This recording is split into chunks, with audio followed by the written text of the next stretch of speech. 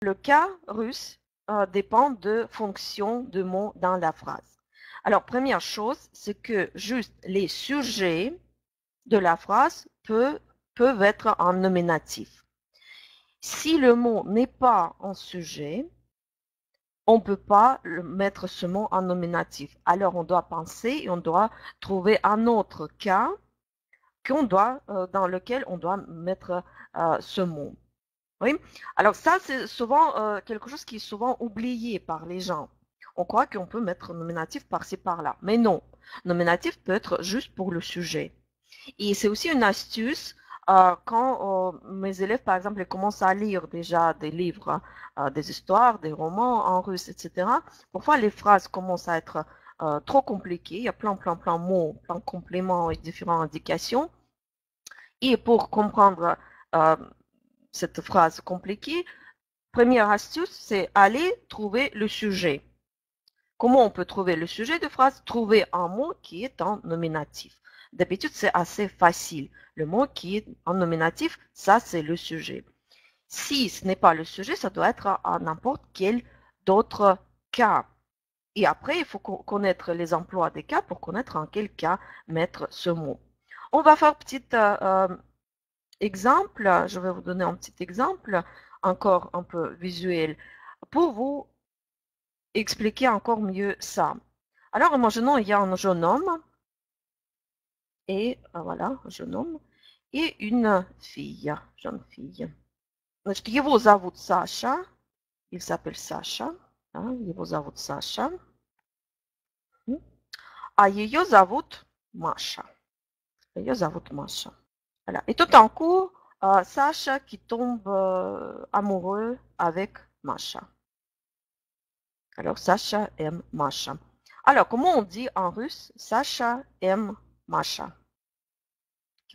Qui peut me traduire cette phrase facile? Да, Саша любит Машу, правильно. Саша любит Машу. Угу. Sacha любит Машу. Alors, qu'est-ce qu'on voit dans cette phrase? Que Sacha est le sujet. Mashu, on a mis en accusatif parce que justement, c'est un objet de phrase, c'est un objet de verbe любить. Sacha любит Mashu. Hein, Jacqueline? Mashu, on doit mettre en accusatif. Maintenant, si je change cette phrase et je dis Mashu любит Sacha. Comment vous traduisez cette phrase maintenant en français? Mashu любит Sacha. Même chose, pareil, exactement. Oui, alors je vois que vous comprenez ça. Déjà, oui, parce que c'est la même chose. Ici, cette phrase-là, vous traduisez en français encore par Sacha любит Машу. Mais dans cette phrase, pourquoi on traduit toujours cette phrase par Sacha aime Машу? Parce que, encore une fois, au sujet de cette phrase est Sacha, puisque ça, c'est un mot qui est en nominatif. Après, on a le verbe любить et un objet de cette action est Машу, parce que c'est ça le mot qui est en accusatif. Accusatif, c'est complément d'objet. Alors qu'on voyait ici, l'ordre de mots ne change rien en russe. La fonction des mots, c'est les cas. Ce n'est pas l'ordre. C'est pourquoi, Jacqueline, si vous dites Sacha любит Маша, si vous changez rien, là, on ne comprend pas qui aime qui.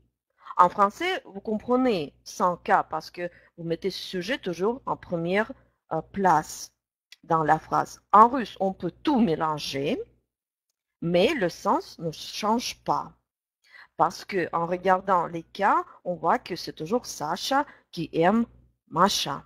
C'est toujours Sacha qui est le sujet, oui, et Masha qui est un objet de cette action. Hein? Ici, la situation n'a pas changé. C'est toujours Sacha qui est amoureux, Masha qui est un peu comme passif. Hein? Elle reçoit son amour passivement. Alors, maintenant, si on change la situation, maintenant, c'est l'inverse. C'est Masha qui aime Sacha.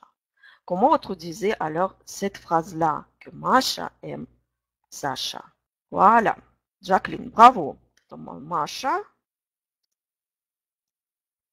любит Сашу. Sacha, c'est un nom, oui. Mais c'est le prénom diminutif qui se termine par A. Alors, ça se décline comme des féminins. Hein? Oui.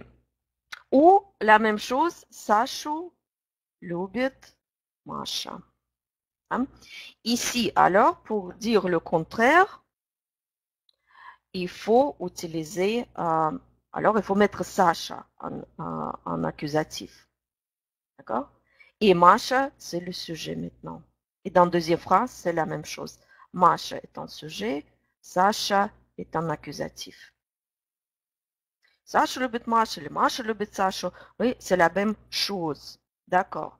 Voilà. Alors, j'espère que vous avez compris maintenant que, alors, c'est les cas qui nous montrent la fonction de tel ou tel mot dans la phrase. Ce n'est pas l'ordre de mots.